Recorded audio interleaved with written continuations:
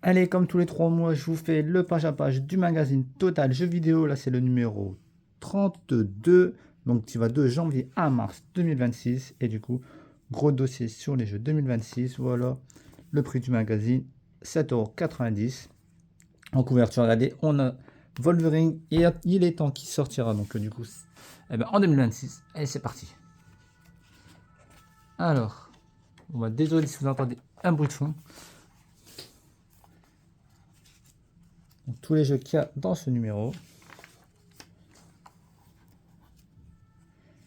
Microsoft Flight Simulator. Attendez. On va zoomer un petit peu plus. Voilà, c'est un peu mieux.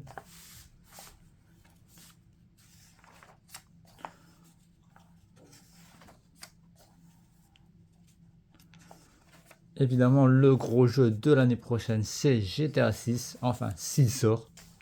J'ai de l'espoir, mais franchement, je pense que cette fois-ci sera la bonne. Donc, c'est leur previews. Ça y est, on passe dans les gros dossiers.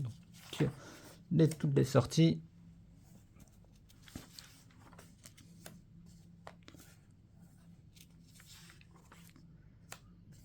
Évidemment, encore un Dragon Quest, un Deus Ex Remaster, Nioh 3. On a également Mario Tennis. Et oui, c'est vrai ça. Bon, je suis pas fan des tennis, donc je vais faire ma passe dessus. Mais on a Resident Evil qui sort le 27 février. On a Pokémon Pokopia. J'ai très hâte celui-là. Ah, j'espère qu'il va être bien. Monster Hunter Story 3. Star Wars. On a évidemment le nouveau James Bond 007 le 27 mars. Également une version Switch 2. Bon, évidemment, le gros jeu tant attendu GTA 6 pour le 19 novembre. On croise les doigts.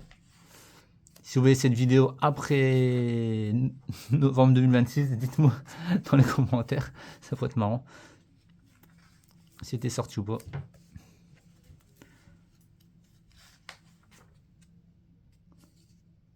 Carmageddon Rock. Ah, c'est un retour ça. À voir. Moi, je regarde un peu plus. Évidemment, on a Pokémon Champions.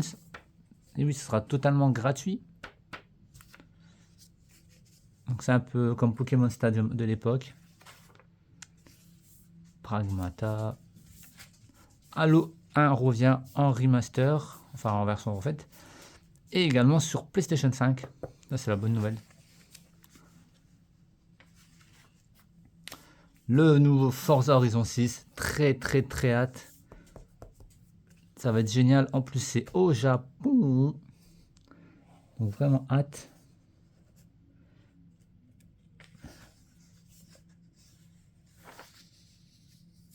On a le nouveau Lego Batman aussi. Qui a l'air d'être pas trop mal. Ça reste un Lego, mais avec tous les Batman de toutes les époques. Fire Emblem, pas mal de jeux. Marvel Tucon. Le Wolverine par Insomniac Game. Alors là, après Spider-Man, ils nous font Wolverine. Hâte de mettre la main dessus.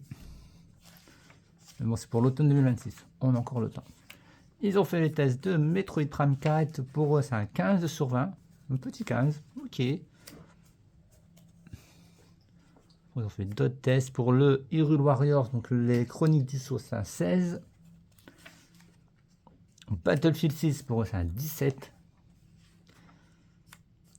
Le Marvel Comics Invasion, c'est un jeu en 2D, donc c'est un 14. Il a l'air d'être bien, mais assez court, a priori.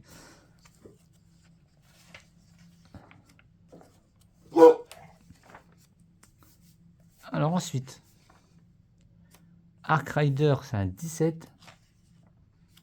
Kirby Air Rider, c'est un 16. Le Call of Duty, pour eux, c'est un 11. Comme tout le monde, le jeu s'est fait défoncer. Project Motor Racing, c'est un 11. Petit 11 là. En matos, il parle de la Xbox Rogue X. Voilà. Ensuite, d'autres matos.